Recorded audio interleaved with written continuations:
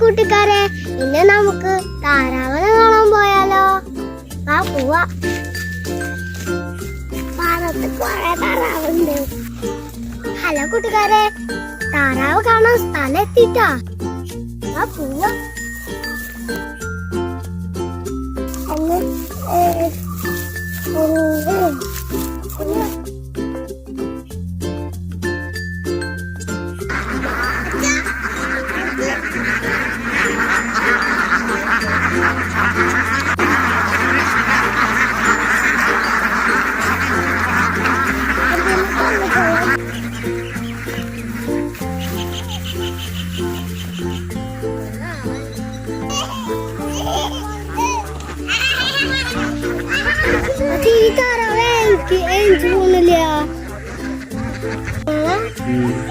എന്തിനാ നിങ്ങള് കടന്നു നോക്കുന്നത്?